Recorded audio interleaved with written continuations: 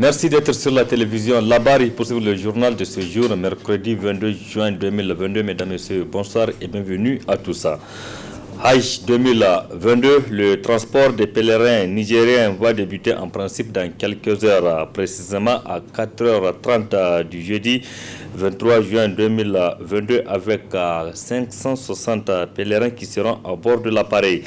Ainsi, du 23 au 30 juin 2022, plus de 7000 pèlerins nigériens seront acheminés conformément au chronogramme établi par le commissariat à l'organisation du Hajj et de la Umrah au Koho. Selon le commissaire, tout est fin prêt pour le premier vol. Reportage. Le premier vol de transport des pèlerins nigériens quitte Niamey aux environs de 4h30 de la matinée de ce jeudi 23 juin 2022. C'est le commissaire à l'organisation du Hajj et de la Umrah qui l'a dit. Tout est fin prêt, a déclaré El Hajj Ibrahim Kegama. Nous sommes fin prêts. Au moment où je parle, nous sommes en train d'appeler nos 560 pèlerins qui vont quitter aujourd'hui à partir de 4h30. Vous savez, avant de les amener à l'aéroport, d'abord on les rassemble au niveau des centres de regroupement. Centre de regroupement où nous vérifions, nous contrôlons leur pièce d'identité, leur vaccination. Et après, à partir de 22h, on va acheminer ces 560 pèlerins à l'aéroport pour un vol qui est prévu à 4h30 du matin. Alors où nous parlons, nous avons pas moins de 2000 visas déjà dans les mains des pèlerins. Donc, en quelque sorte, nous assurons en quelque sorte au moins 3 rotations. Nous sommes capables de faire 3 rotations. Alors, donc le problème, certes, il y a quelques heures de cela, on était un peu inquiet, on pensait qu'on n'allait pas avoir ce chiffre-là. Mais alhamdoulilah, depuis quelques minutes là, nous avons au moins de 2000. Donc nous sommes prêts vraiment à faire partie au moins 3 vols de pèlerins. Il y avait juste un petit souci qu'on avait au niveau de l'Arabie Saoudite. On avait fait un transfert de fonds destinés pour le visa. Depuis 1 heure, on m'a assuré que ces fonds est rentré dans notre compte. Donc aussitôt ces fonds répartis dans les différents comptes des agences, ils peuvent faire l'intégralité de leur visa. Le quota additionnel, nous l'attendons d'un jour à un autre. Dès lors qu'on commencera à procéder au départ de nos pèlerins, Inch'Allah, on compte avoir les quotas additionnels. Ça va nous permettre donc de résorber le pèlerin qui n'a pas pu avoir de place cette fois-ci. Du côté de l'avionneur, également, toutes les dispositions ont été prises pour assurer l'acheminement des pèlerins nigériens en Terre Sainte, conformément au chronogramme du Koho. Vous avez quelques 7000 et quelques pèlerins nigériens qui vont accomplir le Hajj cette année, après 2 ans sans faire le Hajj. Nous demandons à toute notre Oumma islamique, particulièrement celle du Niger, de nous accompagner avec des prières pour que les 13 vols que nous allons effectuer, Niamey-Médine, ensuite Jeddah-Niamey, pour que ça se passe bien dans de très bonnes conditions et que Dieu amène et ramène ces 7000 pèlerins en bonne et parfaite santé. Pour éviter tout désagrément lors du voyage au départ de Niamey, tout comme à l'arrivée à la Mecque, le haut commissaire à l'organisation du Hajj et de la Umrah, Koho, interpelle les pèlerins en ces termes. Les consignes sont très strictes. Tout ce qui est prohibé, on n'a pas été là-dessus, on doit l'interdire. Même la cola, qui est supposée être un produit pas prohibé, mais qui n'est pas accepté en Arabie Saoudite, en grande quantité, la consigne qui a été donnée, ou la décision qui a été prise, c'est de limiter au maximum à 2 kg de cola. Au-delà de cette quantité, la donne est libre de récupérer l'intégralité du colis ou tout simplement elle te donne le 2 kg et elle garde le reste. Donc j'appelle les uns et les autres vraiment à nous éviter ce genre de désagréments, que les gens qui prennent cette cola-là, qui se limite à la quantité que je viens de dire. S'agissant des médicaments, je ne sais pas pourquoi les gens vont avec les médicaments. Quand on sait que nous-mêmes, au niveau du Koho, nous sommes accompagnés par pas moins de 12 médecins et infirmiers qui sont censés donc s'occuper de notre santé. Si la police au niveau de l'aéroport ou la douane trouve des gens avec ce genre de produits-là, ils peuvent même les empêcher cela.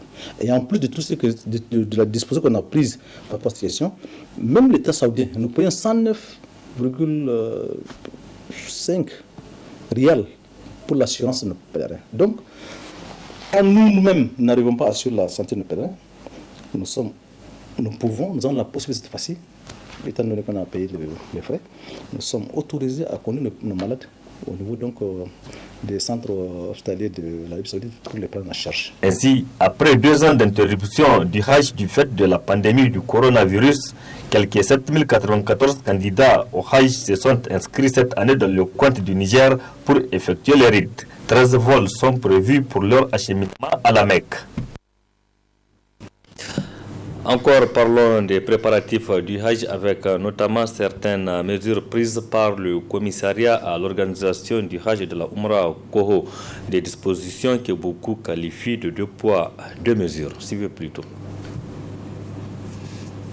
Le commissariat à l'organisation du Hajj et de la Umrah Koho, qui communique sur des produits prohibés sur les lieux saints de l'islam, mis en relief dans ce post qui circule sur les réseaux sociaux, alors même que l'angoisse des pèlerins et agences de pèlerinage ne fait que grandir face à la confusion et la chienlit projetée par le Koho. Cela illustre bien la légèreté dans l'organisation du Hajj 2022. Oui, pour beaucoup d'observateurs, fait du saupoudrage en occultant les vrais problèmes auxquels l'organisation du Hajj est confrontée, liés principalement à son système automatisé d'inscription des pèlerins, que lui-même a reconnu en prenant le soin au passage de jeter la responsabilité sur certaines agences d'ailleurs illico presto suspendues. Sinon, comment comprendre après justement cet épisode douloureux et incompréhensible que plus de 3000 autres inscriptions douteuses, pour ne pas dire frauduleuses, aient été ensuite décelées. Là où le bas blesse, contrairement à la saison 1 de la saga qu'on pourrait dénommer le Koho, l'origine du mal, qui a vu ce dernier taper sur les doigts de ces malheureuses agences désignées coupables. Voilà que cette fois-ci, sans aucune logique et par une alchimie dont seul le Koho a le secret, celui-ci accorde la grâce à la vitesse d'un éclair aux agences impliquées dans ces dernières inscriptions problématiques, en leur demandant tout bonnement et sagement de remplacer ces fameux X pour lesquels certaines agences ont été punies et taxées d'intention manifeste de faire bugger la machine d'enregistrement. Alors pourquoi, pour plus ou moins la même irrégularité, on repêche certains et on punit d'autres? Le Koho serait-il passé dans l'art de l'injustice et de l'incohérence? Pourquoi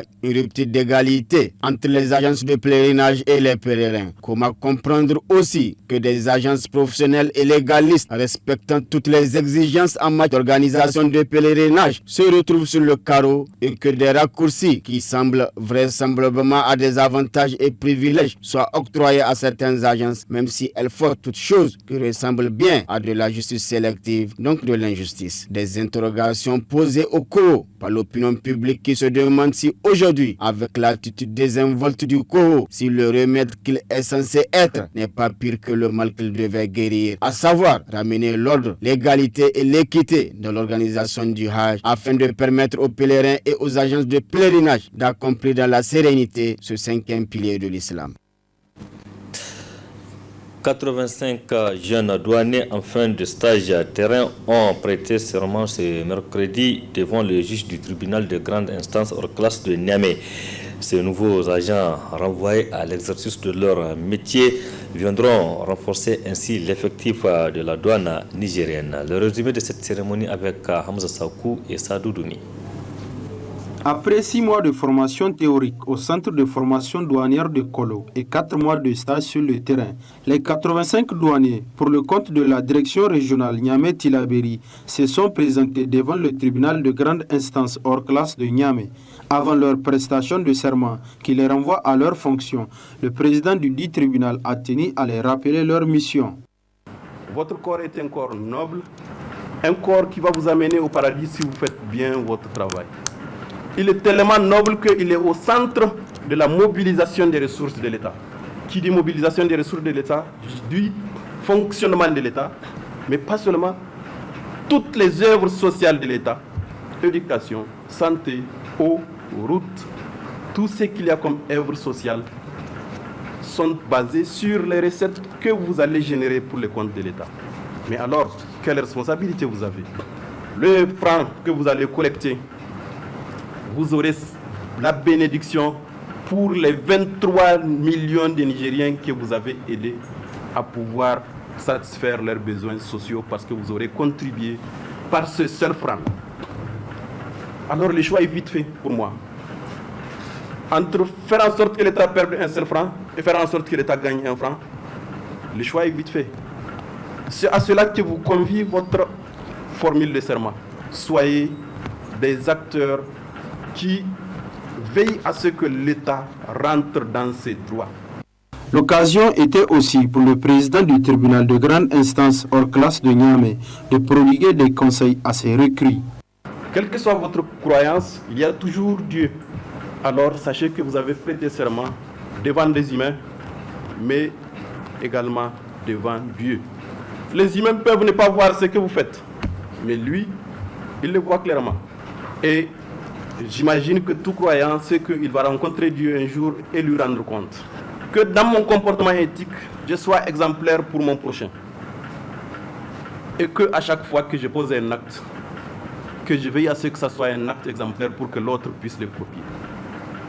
Mieux, lorsque l'autre posera un acte non éthique, que je veille à ce que je le rappelle à l'ordre, si je peux. Mais si c'est mon supérieur hiérarchique, peut-être que je ne peux pas, que je prie Dieu pour qu'il le ramène sur le droit chemin. C'est en cela que si chacun de nous contribue individuellement, quotidiennement à cela, je suis convaincu que beaucoup de choses vont faire partie du passé de notre pays. Et je voudrais vous inviter à ce que, autant que possible, ayez la formule de ce serment-là quelque part accrochée dans votre bureau, ou si vous travaillez sur le terrain, que ce soit sur votre téléphone portable, peut-être sur la première page de votre téléphone portable, pour qu'à chaque fois, l'écran de veille de votre téléphone portable. Pour rappel, ces douaniers renvoyés à leur fonction sont issus de la promotion 018, avec un effectif total de 476 recrues.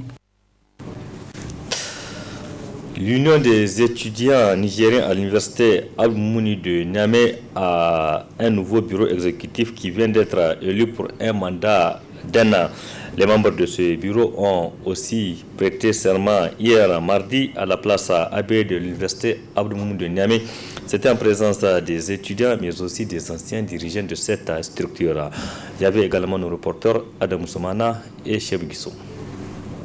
Élu à la tête de la structure syndicale de l'Union des étudiants de l'université Abdou-Moumouni de Niamey le 13 juin dernier, les membres du bureau viennent par la présente cérémonie prêter serment. Une cérémonie qui a enregistré une mobilisation des étudiants se passant de tout commentaire et était présent pour la circonstance tous les anciens cadres aussi bien de l'UNUN que de l'USN. Mais auparavant, c'était au bureau sortant de brosser un bilan de leur mandat. Je pars certes, mais je quitte avec les mêmes convictions, avec le même sentiment d'avoir été à la disposition de la grande base de l'UNUN que j'ai servi avec dévouement et loyauté. J'ai juré, chers camarades, chers invités, d'organiser un processus électoral digne d'un étudiant de l'université Abdou-Moumouni de Niamey. Un processus électoral dépourvu de tout soupçon, de toute contestation. J'ai juré de faire honneur aux martyrs des années 90 qui se sont sacrifiés pour que voie le jour la démocratie au Niger. Nous n'avons aucun intérêt à bafouer cette démocratie que nous avons instaurée. Puis vint le moment solennel de la proclamation des résultats qui a vu la première liste dirigée par Maman Amadou remporter le vote avec 4394 voix sur 9473 votes valables. Le tout nouveau secrétaire du comité exécutif de l'UNUN s'est confié en marge de cette proclamation des résultats en ces termes. Aujourd'hui, nous sommes à la date de la consécration d'un comité exécutif qui, une fois consacré, fera face à d'énormes défis. Et ces défis, entre autres, je pense aujourd'hui aux étudiants de la première année qui n'ont pas encore perçu leur bourse, la première tranche. Je pense aux étudiants de la deuxième année, des autres années, qui n'ont pas encore eu à percevoir leur bourse de deuxième tranche. Alors il y a aujourd'hui la question des bus pour les vacances, il y a aujourd'hui la tente marocaine dont vous avez vu avant-hier s'effondrer, il y a plusieurs questions qui sont là et qui constituent véritablement un défi pour le nouveau comité exécutif. Alors ce que nous pouvons dire, avant-hier nous avons eu à dire que notre combat c'est celui de notre base et nous n'allons pas reculer par rapport à cet aspect. Ce que nous allons dire, nous avons une base qui a des attentes et ce sont les attentes de cette base qui constituent aujourd'hui notre préoccupation. Ainsi donc, la responsabilité de la lutte syndicale au niveau de l'université Abdou Moumouni de Niamey repose désormais sur les épaules de ces jeunes engagés. Bon vent au tout nouveau comité exécutif de l'UNUN. Une situation inédite à l'école Garaido située au quartier Niamey 2000 où les élèves dont l'âge varie entre 4 et 12 ans assistent régulièrement à des séances d'entraînement de corps. Cette école sans clôture est voisine en effet à un cimetière. Les responsables de cette école déplorent cette situation. C'est ce que vous allez voir dans ce reportage signé Ismaël Moumouni et Halidou Bourema. Situé au quartier Niamey 2000, les élèves de l'école Garaido côtoient les tombes. Les élèves de cet établissement scolaire, dépourvus de clôture, observent au quotidien des scènes d'enterrement, parfois même d'un membre de leur famille. C'est juste derrière les classes que les corps sont enterrés. Une situation traumatisante pour les enfants, au-delà leur encadreur. Plein cours, du matin au soir, des fois on fait 2 à 3 enterrements. Et le soir c'est la même chose. D'habitude on libère les enfants aux enterrements pendant les enterrements. Mais maintenant, on ferme les fenêtres et ça passe. C'est très, très, très frustrant. En tant que mère, je ne peux pas regarder mon enfant, voir comment on enterre. Déjà un enfant de 5 ans, 6 ans, j'ai un jardin d'enfants.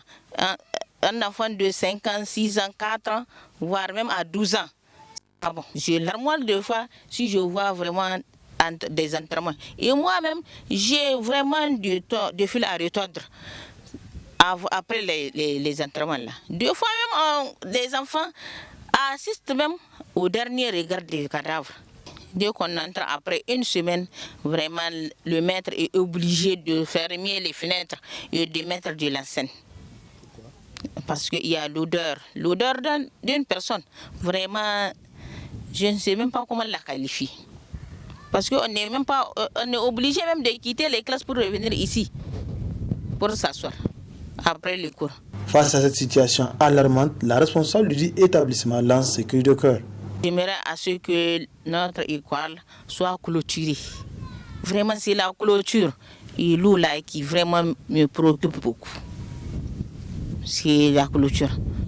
Parce que des fois, si on a la clôture, déjà, on est un peu écarté des tombes. J'ai parlé de ça aux autorités vraiment coutumières. Parce que vraiment ici, le président du CGDS, c'est l'actuel chef de village de Garaido. Et l'année passée, même j'ai pensé à ce que les élèves, au lieu d'amener les frères de COJES, d'amener 2 briques chacun. Et ainsi de suite, l'année prochaine aussi, ils vont continuer à faire ça. Mais très malheureusement, les riverains sont comme ils sont. L'école n'est pas clôturée, aucune clôture. Et encore, on n'a aucun point d'eau. L'école qui est collée à un cimetière dispose de 253 élèves, dont 132 filles et 121 garçons pour le primaire et 37 enfants pour le jardin d'enfants. Des enfants dont l'âge varie entre 4 et 12 ans, exposés constamment à des scènes macabres.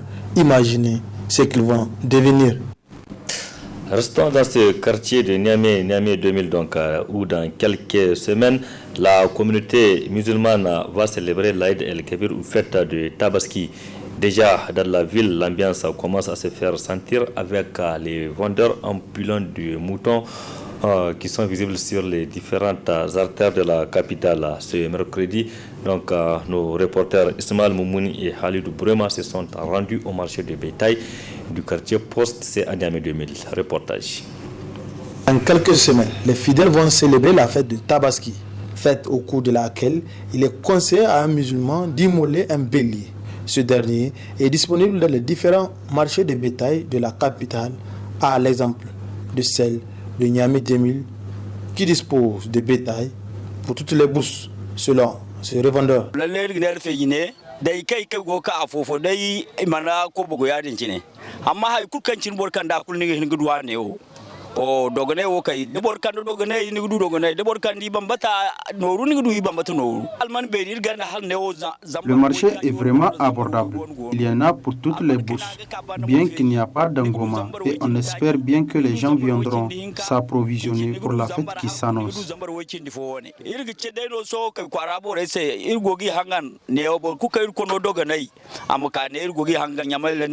Ce client n'a pas regretté sa présence dans ce marché de bétail compte tenu de l'accessibilité du produit.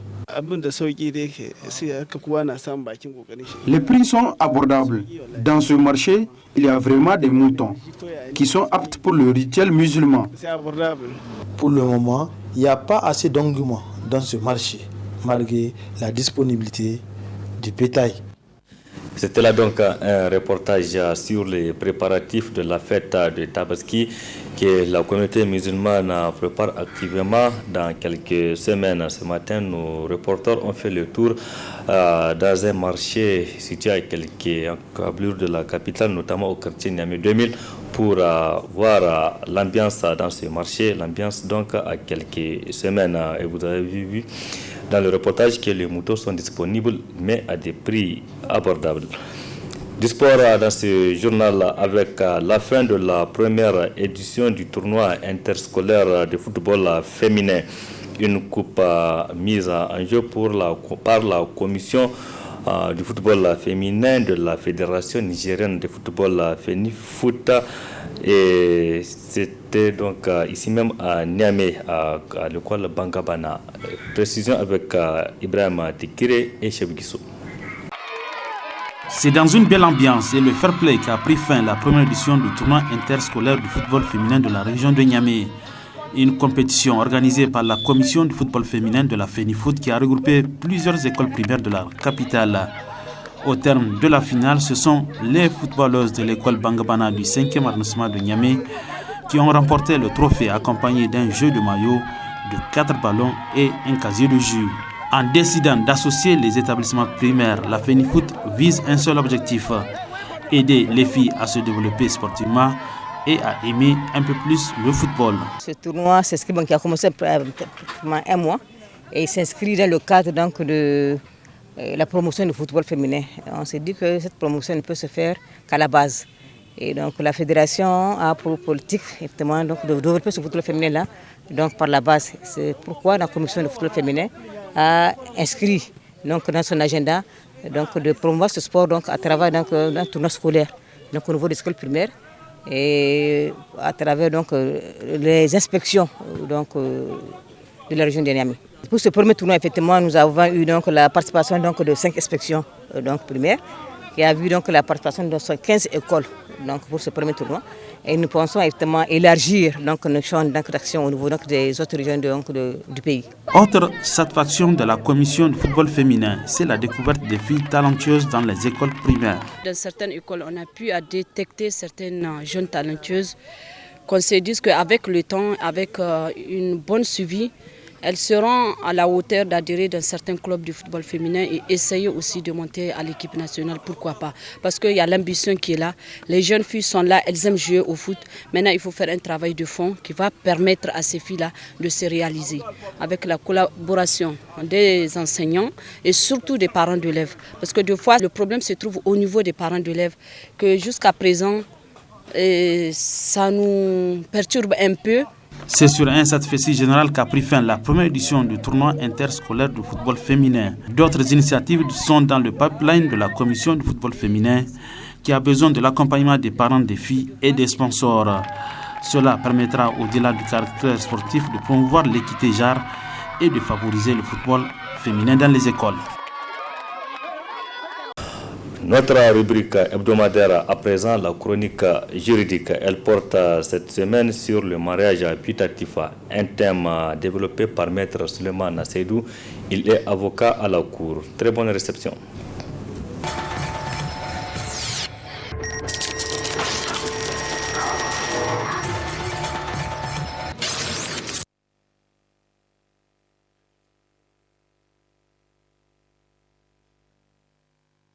Le mariage putatif s'agit là d'une notion qui est propre au droit de la famille. lorsque vous décidez de contracter mariage, vous devez vous assurer du respect des conditions de fond et de forme pour la validité de ce mariage. Alors lorsque le mariage remplit les conditions de fond et de forme, ça ne cause évidemment aucun problème. Mais il y a des mariages qui sont conclus alors qu'il y a des conditions qui n'ont pas été respectées ou bien qu'il y ait un empêchement à ce mariage-là. Et donc lorsque il y a des conditions de fond ou de forme qui ne sont pas respectées, le mariage peut être annulé. Lorsqu'on annule le mariage, ça prive ce mariage de ses effets passés comme à venir. Le mariage putatif, en réalité, c'est un mariage qui est déclaré nul, mais dont les effets passés sont conservés par la loi. Parce que l'un des époux ou les deux étaient de bonne foi au moment de la célébration du mariage. Alors lorsqu'on prend un exemple de manière pratique, vous pouvez rentrer en relation de mariage avec une personne, alors que cette même personne est déjà dans un autre lien de mariage qui n'a pas été dissous. Alors si ce mariage n'a pas été dissous, en droit civil nigérien, vous ne pouvez pas contracter deux fois un mariage tant que le premier mariage n'a pas été dissous. Si dans de telles conditions, vous contractez mariage avec une tierce personne et que cette tierce personne ne savait pas au moment de la conclusion du mariage qu'il y a un mariage précédent que vous n'avez pas annulé, naturellement, le mariage sera célébré. Mais si par la suite, cette personne découvre ou on découvre qu'en réalité, vous ne pouvez pas légalement vous marier parce que le mariage précédent n'avait pas été dissous ou n'avait pas été annulé, le second mariage que vous avez contracté sera déclaré nul. Mais les effets passés du mariage seront conservés parce que l'un des époux était de bonne foi. L'un des époux ignorait l'existence de l'empêchement, par exemple, au mariage, ou ignorait l'existence d'un lien de filiation entre vous deux. Dans ces conditions, le mariage conservera ses effets passés, mais il sera tout de même considéré comme étant nul. Voilà ce qu'on peut dire sur le mariage putatif.